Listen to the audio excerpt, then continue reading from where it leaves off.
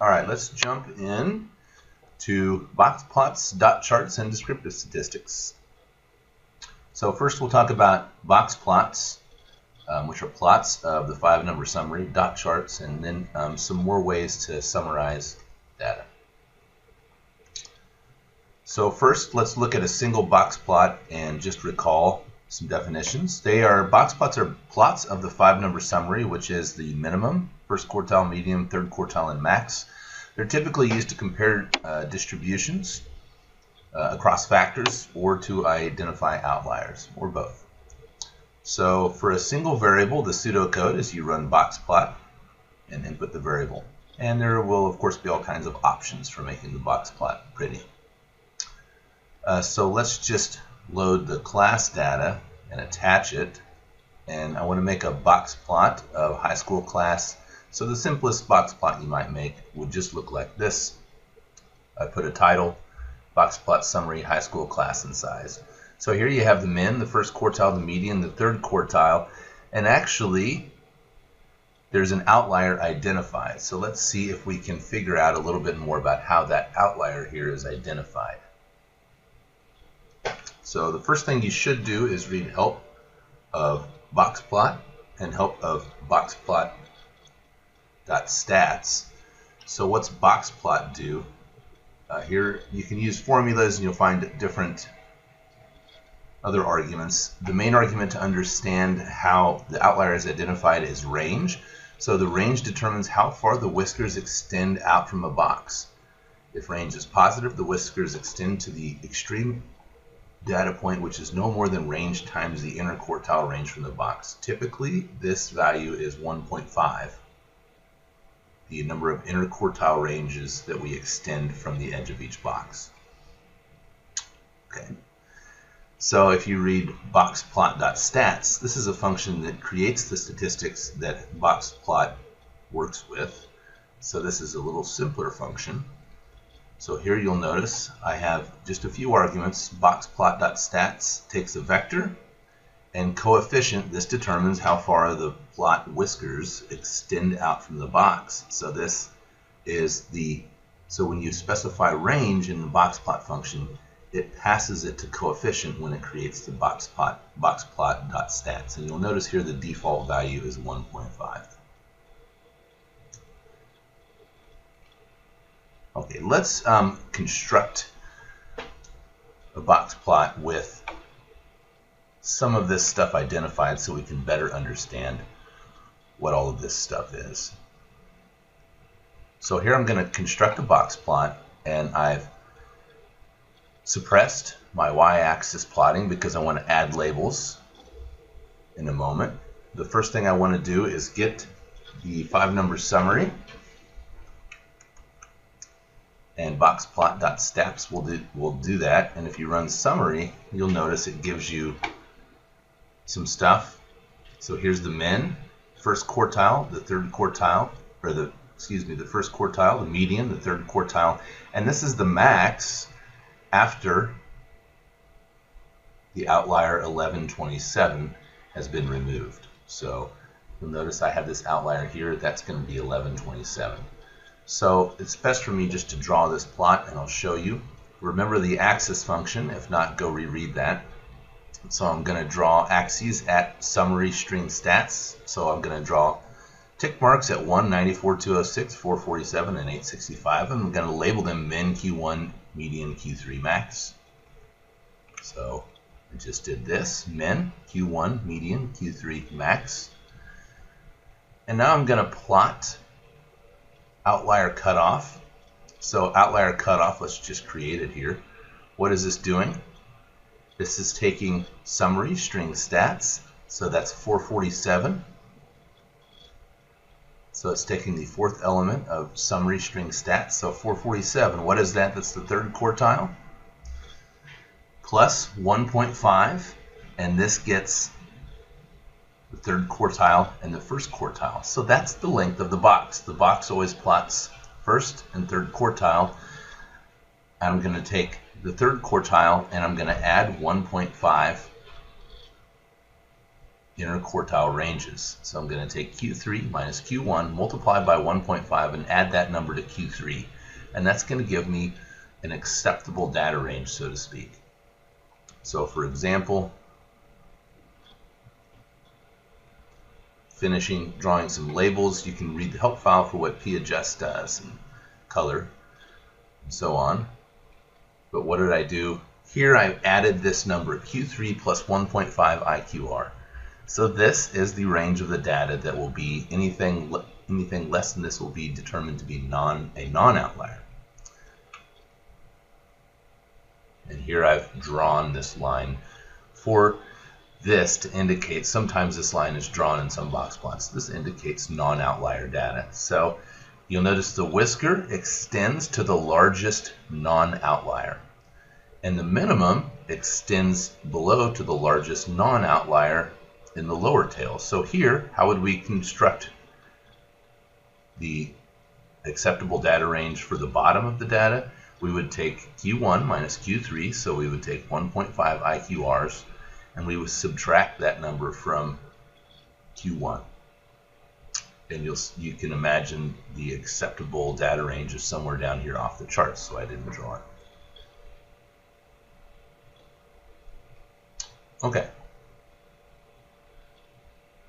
So the main thing I wanted to illustrate is this number 1.5 is something that you can work with. All right. Here what I want to do is demonstrate that if I do coefficient equals 0, what's that do?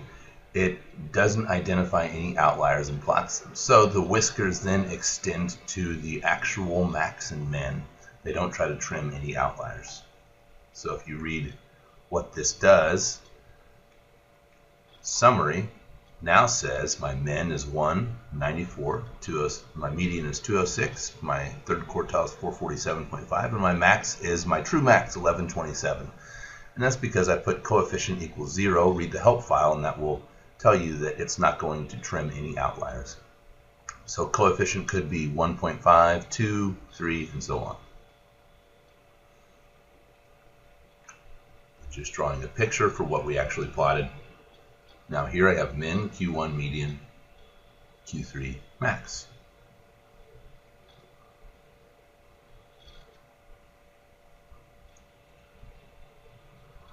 All right. One thing else you might want to do is create a box plot that actually labels these numbers. So this plot here isn't too informative for my actual variable. I just wanted to illustrate exactly what a box plot is plotting. So in practice, you might do something like this. And you can change your color and read through the help file for all the other arguments. PCH stands for plotting character. So when I have an outlier, I can change the plotting character to anything I want. I could even put in quotes a label for that guy.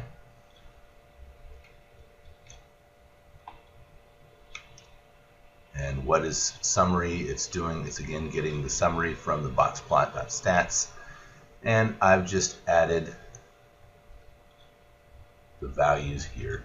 So if you look carefully, you can see here's 1.0. I know now that this is the minimum third quartile, the median, the first quartile, the median, third quartile, the max, and I could identify that my outlier is 1127.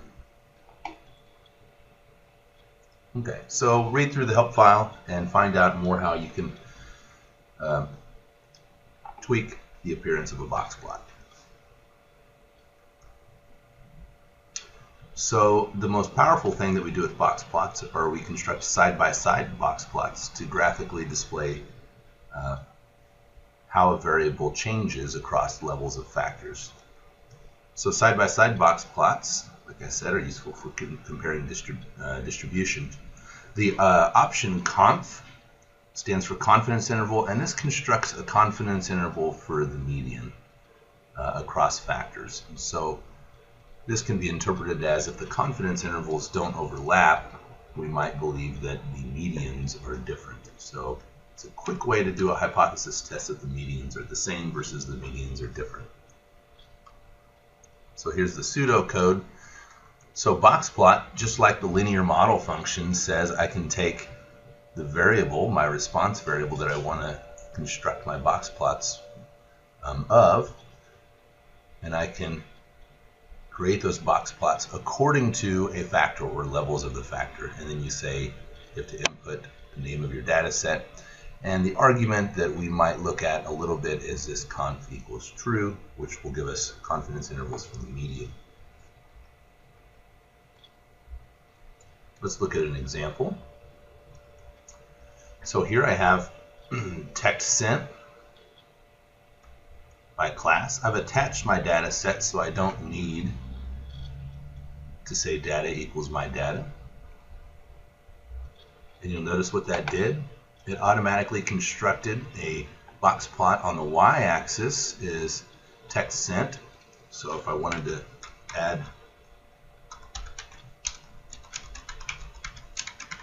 that information to the axis, I certainly can. Text sent. And on the x-axis, my factor is whether or not they're a STAT 2023 or an undergraduate student versus a graduate student. And so you can see, you can immediately compare the distributions. The median text sent for undergraduate students is about 50. The median text sent for graduate students is much less. It's about 25. And you could run the code summary to see what that is, see what those are.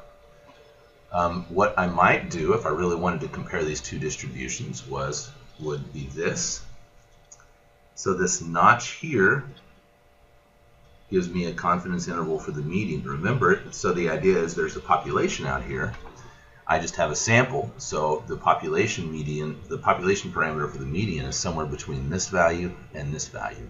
Now you'll see here I get this weird looking plot because what's happening here is the confidence interval for the median is going outside the box. So it doesn't work too well in that case. You also get this warning message. Some notches went outside the hinges. Maybe set notch equal to false.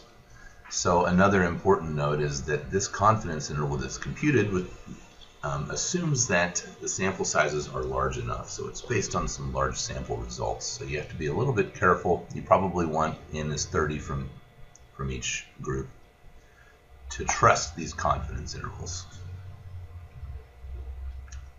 If you wanted to actually get the confidence intervals, you can see what they are using this code. So here you can see the first confidence interval is 23 to 76 for STAT 2023 students. And for STAT 5063 students, the confidence interval for the median is 2.9 to 17.01.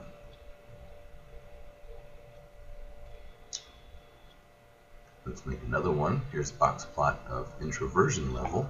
So maybe I just wanted to construct a confidence interval for the median introversion level, and we see that it is between about 4 and 6.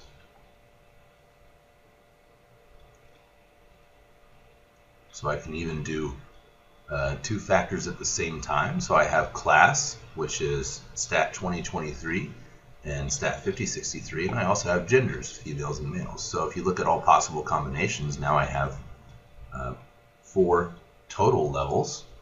So I have female STAT 2023 students all the way up through male STAT 5063 students. And you might want to create a color, and you can see the help file for how you might change these names to be a little bit more meaningful. The argument is in the help file. So here, this is really useful for when I start talking about two-way analysis of variance, which is beyond the scope of this course. But you can see one thing I might want to do is I might want to compare males to females among the STAT 2023 students and compare males to females among the STAT 5063 students. And I might want to compare the overall STAT 5063 versus STAT 2023.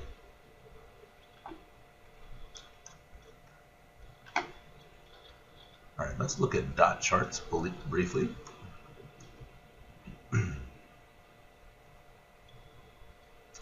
So the pseudocode is simple enough. It's my variable and labels. Usually you want to name the labels, so you're plotting points and you want names to be associated with them. And the reason is because dot charts are really useful for plotting a single variable and labeling each unit. So very simple data set. You'll see an example of why we might want a dot chart. So let's look at this USA arrest data. So if you type USA arrest, this is a popular data set in multivariate analysis. You'll see I have murder, assault, urban population, rape numbers. You can read the help file for more about what these mean. But I might want to create a dot chart of just the urban populations. And so let's just show you what that is. Here's a dot chart. So you see why it's useful. If I really quickly want to go compare a single state to the rest of the states, for example, here I know the urban population of Alabama is about 58. And I can quickly see how that compares to the rest of the population or the rest of the states. And of course, one thing you might want to do is you might want to order these guys from smallest to largest, and we know how to do that. So we're going to look at ordering. So I'm going to use the order function on urban population. And now I have an ordered data set. I'm going to create a dot chart of my ordered urban populations.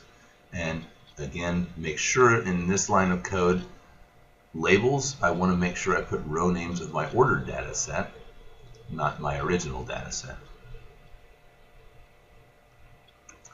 And this is a little nicer to read if you're most interested in ranking the states according to urban population. You easily see that California is the highest, and New Jersey, Rhode Island, New York, etc. So I believe these must be in percentages.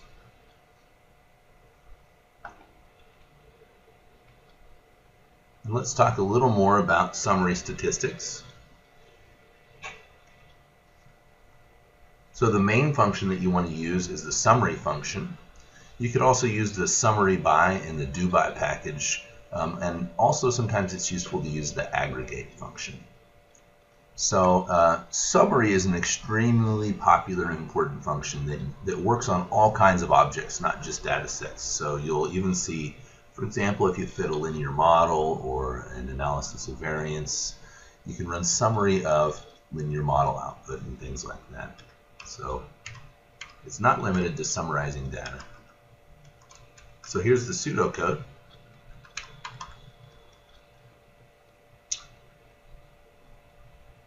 So to run summary, I just run summary of my object, and there are some options that you can learn more about on your own. It depends on the class of the object exactly how summary works. So it'll even, if you apply this to a data frame, it'll even depend whether or not you have a factor versus a quantitative variable, how it summarizes. So here's how you might use the aggregate function. You might say, I want to aggregate my data by, and you have to list your factors. So the name, so the by, it wants an option by, and by should be a list. And so you'll want to aggregate by a factor. So for example, compute the median across gender. You would say name equals gender, where you might want to say gender is your new name. So for example, let me rephrase that. Name is the name that's going to be assigned to the output. Factor is the actual factor in your data set. And function is the function that you want to summarize by, like mean, or median, etc. You can also run this type of code. Summary of my data. And what is this going to do?